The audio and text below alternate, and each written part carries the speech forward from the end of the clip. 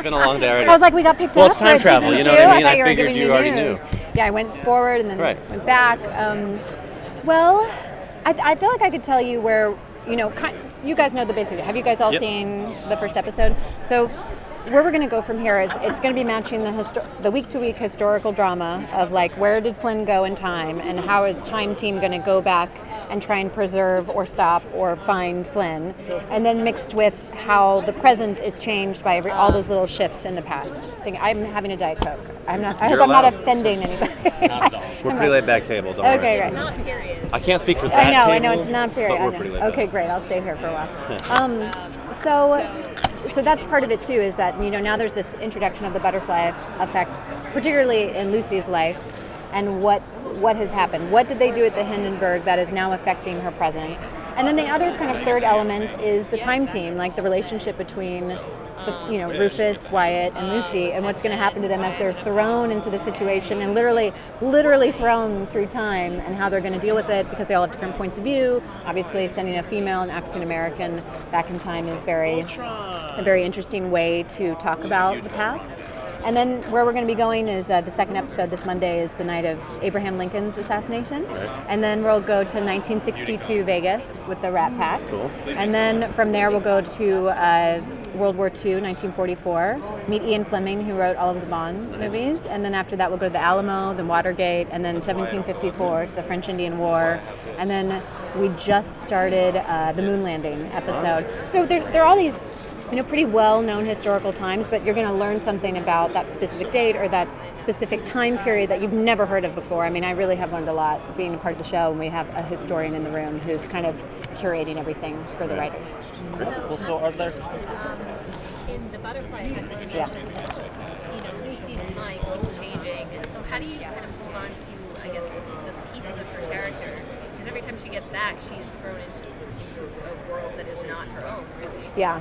Well, that's part of it, too, is the only three people that keep that same reality going are Rufus, Wyatt, and Lucy, so it brings them even closer together. I mean, it's kind of like shooting a television show. It's oddly, I'm like, wow, we're like going through what our characters are going through. We've been brought to Vancouver, thrown together. I did not know Malcolm and Matt at all, which I thought was really cool. Like, we did not know who the other person was. We're thrown into this crazy situation where all of a sudden we're making a television show. And it's really hard. And so you really start to cling to each other and look to each other because you're the only people that are going through that experience. So part of holding the present is reflected in Wyatt and Rufus, too. They become her closest confidants. And it's going to be the thing that spurs her forward, is because preserving the memory of her sister who has disappeared because of whatever happened at the Hindenburg. And also trying to, like in the second episode, you're going to find out another big contemporary bomb when Lucy comes back to the present. You see something else that is uncovered. That it does not have to do with Wyatt's wife, but that'll be ongoing for him, avenging his wife's death. And also the bigger things are, I feel like Lucy, because she loves history, preserves history. I mean, that's how she's made her living. That's what she knows is history. And now that it's changing, she might be the only person that's holding what she believes is the original history, like our original history, and it's going to start to shift her perspective on free will or is life by design, like now meeting Wyatt and him wanting to avenge his wife's death, how's that going to change her perspective about everything being black and white and happening as it should? And then now losing her sister, how is that going to affect her original point of view? So that's, those are the bigger overarching and more mystical things to explore, particularly on this type of show. I mean, you use things that are a little broader, and you use, I think, the sci-fi genre to actually talk about deeper, more mystical and spiritual things, and this has been a really great one to do that. Can you talk a little bit more about those historical, not historical, but the deeper commentary of the show? I mean, this is a science fiction program. Yeah. Usually the best science fiction talks about these kinds of social, cultural issues. Well, when I met Sean Ryan and Eric Kripke, co-created the show, and they have a phenomenal track record, Supernatural from Eric, and then The Shield, and 12 other wonderful shows from Sean Ryan. And I thought they were an interesting mix because I felt like for me, I'd done pretty cable-heavy, very adult kind of indie dramas has kind of been my thing, and I wanted to do something broader that talked about broader things. I wanted to do something that my 8-year-old could watch, and learn something. People could sit down as a family, but adults would like it and kids would like it too.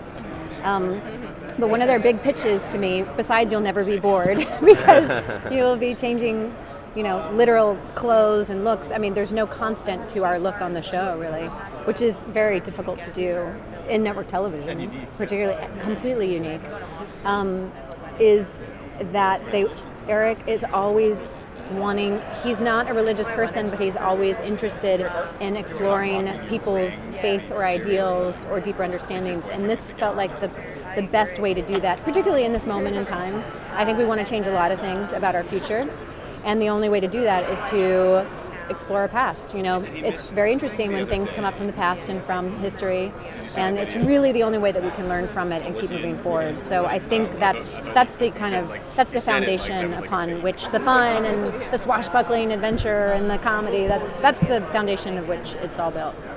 So you talk about a lot of historical events that you guys do cover, but are there any periods of history that you hope to explore on this show? So many.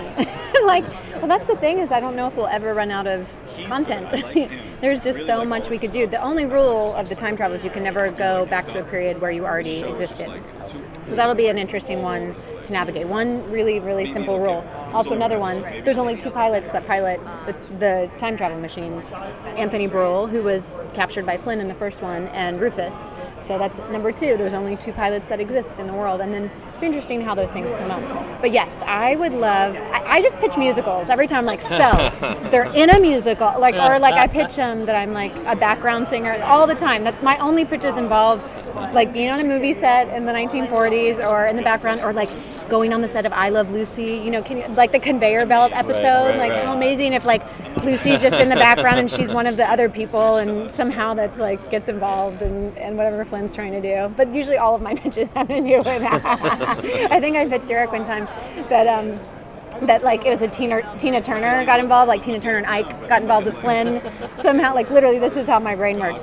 And so one of Tina's background singers went missing, and so Lucy had to fill in, but then Tina didn't show up for the show, and Lucy has to come forward and sing as Tina Turner, and I just imagine me Kristen wigging myself out to the front of the stage. That would be awesome. So Eric was so what do Tina Turner and Ike have to do with Flynn and history? I'm just it's backstory. Just can you?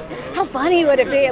That's all that I can think about. Please push for that Lucy one. I know that I Love Lucy because that was also my pitch for the advertising. I was okay, I got it. No one's ever heard of it before. I Love Lucy, and that's it with a heart.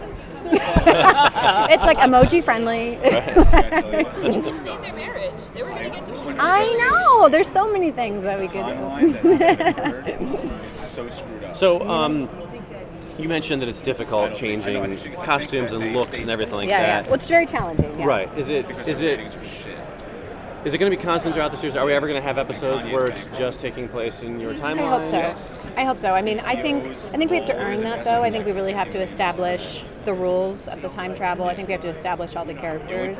And then I absolutely think that we can start opening it up. I mean, there's already one episode that's going to break all the rules that we've already established, but it still happens in the past. But you're going to join them already on the journey instead of kind of more the classical, starting the present, then going in the past, and then coming back.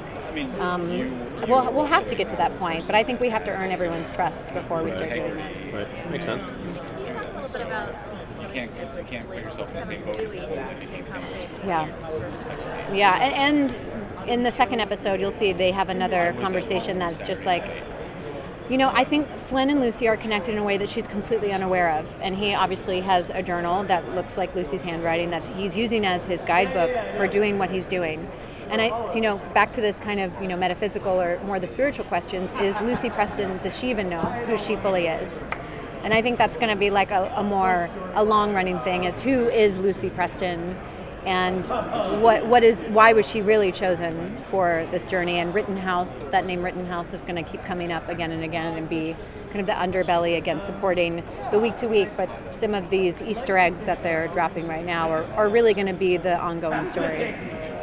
When you get a script and you see what the time period is going to be, do you personally do any research on that, or do you just go by the script when it gives you? Both. Because I'm really involved with the creation of the looks. Our costume designer, hair and makeup, they're amazing, but we're very collaborative. We kind of think about, I always say, I'm like, think about the paper doll series. Like, if you want to have the Lucy the paper doll series or Lucy the American Girl doll, like what would we want to see travel through time? So, because I played with paper dolls when I was little. My mom made all my clothes growing up, so I'm really involved in all of the designs. We think about it from that perspective, and I do, like, particularly for the Lincoln episode. There's so many great podcasts now. There's so many great things you can listen to. So whatever the subject is, I try and know enough so I can support the writer's good work. I mean, we have a historian. They're doing their due diligence. They're making it much easier for me to do my job, so I can more focus on the internal life and getting all of the, the authenticity of the time period correct. But what's fun about it too is finding the ways to mess up. That's what I'm usually most interested in, is the ways that they could get found out, the ways that their cover could be blown. Right. So what are all the ways that we can mess up or not do it right and then have to cover, I think, is part of the drama of it. Cool. So just really quick, the time machine and timeless is really cool. I was wondering, what are some of your other favorite time machines in pop culture? Well, the phone booth. Hello. There you go. Yes. I mean, that's the great, and there will be like a little phone booth moment coming up. It's great because Sean and Eric, they're so astute and adept to the genre, and also paying homage to the genre. We just want to be on the journey of like the time travel shows. We're not like, oh, we're this, that, we just want to be part of the conversation. And there was a lot of respect to everyone that came before us, and just trying to pay homage to that. Awesome. Yeah. Thank you so much. Thank you guys. Thank you. I appreciate it.